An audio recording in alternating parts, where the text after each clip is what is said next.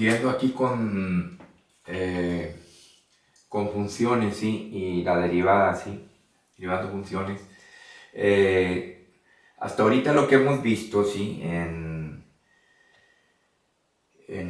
cierto tipo de funciones, por decir, como ejemplo tenemos la cuadrática donde por su naturaleza tienen un máximo o un mínimo, ¿sí?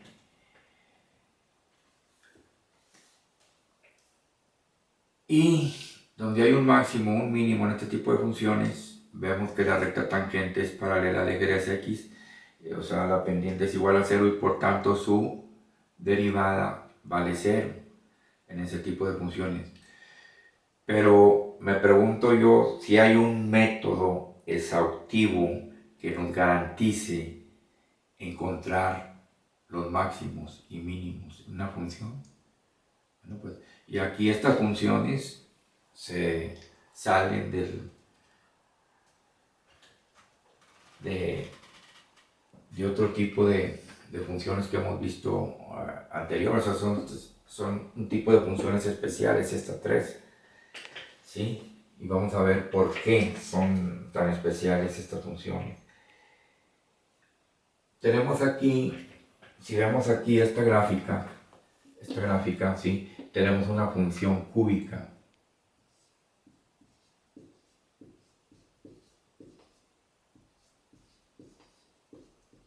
Tenemos una función cúbica, f de x es igual a x cúbica.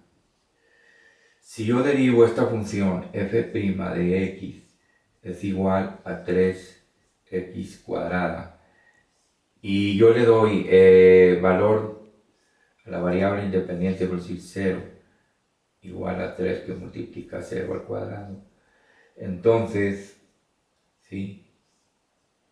La derivada de esta función, ¿sí? La derivada de esta función cúbica f de 0 va a ser igual a 0. Entonces, en este punto aquí, ¿sí? La derivada de la función va a ser igual a 0, ¿sí? Pero vemos que la función cúbica no tiene ni máximos ni mínimos, ¿sí? No hay máximos ni mínimos aquí en la función cúbica. Recuerden, en la función cuadrática podemos tener un máximo o un mínimo, ¿sí? Depende de dónde hablo. Y aquí tenemos otra función, ¿sí?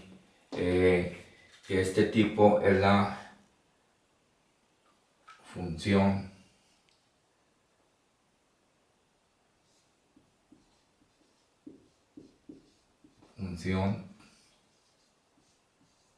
valor absoluto, ¿sí? Este tipo, ¿sí? Función valor absoluto. Aquí en este función valor absoluto tenemos que f de x es igual a x, ¿sí? Para la variable independiente, que es la x, existen dos valores. Si aquí tengo, vamos a suponer, para 1, ¿sí? Para el valor de x1 voy a tener y igual a 1. Y para menos 1 voy a tener también 1. Y para 2 pues voy a tener 2. Para menos 2 voy a tener 2. Tanto para 1 como para menos 1 voy a tener 2. Tanto para menos 2, tanto para 2 como menos 2 voy a tener 2. Entonces, tenemos aquí que f de 0 es igual a 0, ¿sí? F de 0 es igual a 0. Tenemos aquí un mínimo. Aquí tenemos, como ustedes ven aquí, tenemos un mínimo.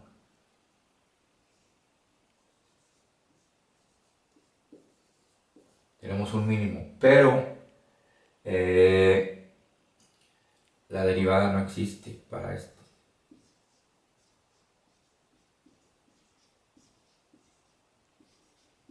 existe. ¿Sí?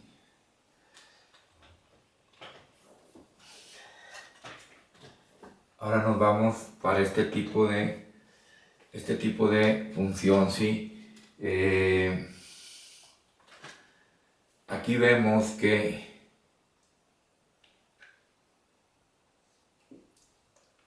f tiene un valor máximo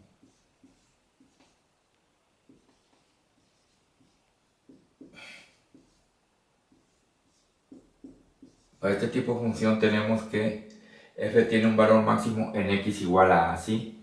Y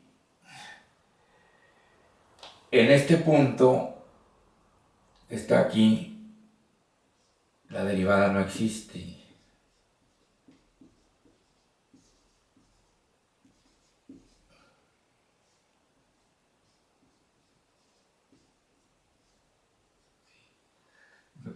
Por eso este tipo de funciones son funciones especiales, porque pues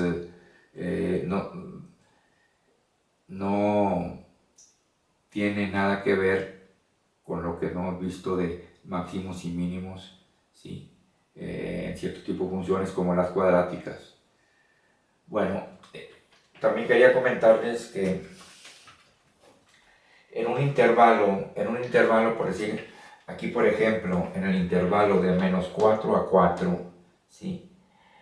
Va a haber, por decir aquí, en este intervalo de -4 a 4, puede haber varios máximos relativos o máximos locales, puede haber varios mínimos relativos o mínimos locales, pero siempre va a haber un máximo absoluto, ¿sí? Aquí, y un mínimo absoluto, ¿sí? En ese intervalo. Entonces, por decir aquí, máximos, ¿cuántos máximos tenemos? Un máximo relativo, un máximo, la m va a ser el máximo, la m minúscula es mínimo, m mayúscula máximo, m minúscula mínimo.